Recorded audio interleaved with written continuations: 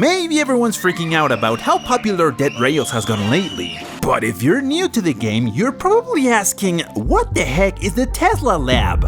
And yep, it totally has something to do with the real-life Nikola Tesla. But before we begin the video, don't forget to like and subscribe, otherwise you won't have electricity for the rest of your life. So let's start from the beginning. The game's all about running for your life from zombies and a bunch of other monsters, while trying to make it all the way to Mexico to find a cure. On your trip across the map, you'll run into some super weird places, each with its own backstory. And today we're checking out one of the most mysterious, the Tesla Lab. This lab is a massive brick building that is usually found somewhere between mile 30 and 40, unless you get lucky and spawns around mile 6. Inside you'll find some random notes, some furniture covered in dusty sheets, and a creepy hospital bed where you can build one of the game's bosses, Nikola Tesla. To bring this dude to life, you need a bunch of werewolf body parts and his brain in a jar. And yes, it's literally Tesla's brain.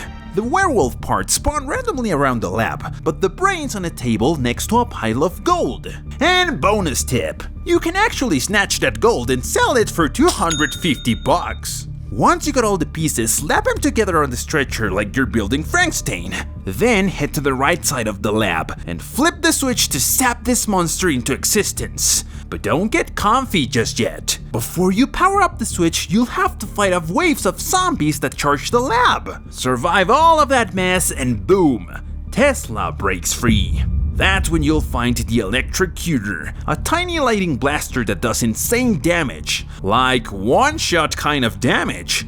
It only charges with lighting though, so you'll need a lighting rod or holy water to power it up again. Oh, and you can also sell it for 150 bucks at the trading post if you're broke. Now, that might sound like the coolest thing in the lab, but nope, there's more. There's another wild machine you can use to either build a UFO or unlock a portal to the freaking Unicorn Island. Yeah, that's a real place in the game.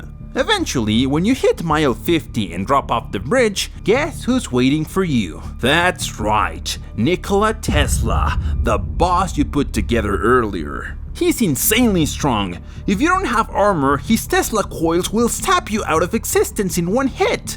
Luckily, he's super slow, so you can kite him around if you're smart. If you manage to get the stronghold at mile 43 before the bridge drops, you can sell Tesla for a sweet 300 bucks and complete a side quest called that gives you 30 tokens and 9 stars. But now the big question. How does this in-game Tesla connect to the real one?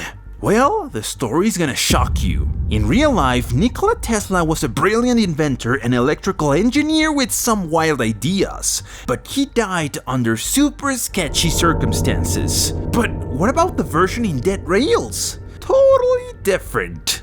According to the game's lore, Tesla was working with the US government to create a biochemical weapon for war. After a year, he came up with Agent 15, a virus that's kinda like yellow fever but way worse. The government loved it and asked him for 100 barrels of that stuff. And of course, someone messed up.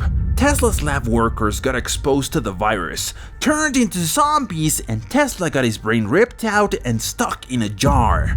Being the genius he is, Tesla left behind instructions on how to rebuild him using werewolf parts. Yep. In 1988, another telegram shows up saying the Agent 15 barrels need to be intercepted before they get shipped to the USS Maine. If you didn't know, the USS Maine was a real Navy ship that exploded and sank, which fits perfectly with the game. Basically, the virus leaked when the ship went down, spreading the infection like crazy. And at that time, the US was at war with Spain. It's at that moment when the US government informed Fort Constitution about the zombie infection in an attempt to stop it. But they acted too late, since Captain Prescott and his entire army had already been infected. In June of 1899, a supposed virus began spreading rapidly across the United States. It was believed to be just a mutated strain of the flu, but in no time it became a much more serious issue. One of the symptoms was high fever, along with extremely violent behavior and strange mental effects that couldn't be explained. One day after the outbreak was announced, several towns in San Antonio reported looting due to the panic caused by hearing about the virus. That's when the government started taking more serious measures, warning citizens that if any family member started showing symptoms, they had to be kept isolated as much as possible to prevent further spreading. And it wasn't until June 25th, 1899, 4 days into the zombie plague, that the virus had already infected people at an alarming rate. Due to the virus' intense effects, President McKinley declared martial law in an attempt to take back control of the nation. And by July 5th, 1899, Mexican scientists found a cure. That's when the US told all supervisors to head to the capital to get treated. And that's where you come in. You start the game in a small town in the US, and your job is to travel all the way to Mexico to bring back the cure. And remember that strange machine I mentioned you can find in the lab? Well, turns out it's actually a portal, and it'll take you to Unicorn Island. You can activate it using lighting rods, holy water, or any kind of lighting-based energy. Just keep in mind that it needs exactly 44 strikes to fully open the portal. Once it's open, you'll be transported to Unicorn Island, which at first looks like paradise. There are trees, a small cabin, and of course, tons of unicorns. And worth noting, no enemies can follow you here, so nothing can attack you. The interesting part is found inside the cabin, where you'll see a skeleton and a map showing a line going from the Bahamas all the way to Mexico. Most likely that's the route the unicorns took to get to Mexico. And here's a pretty curious fact about the game.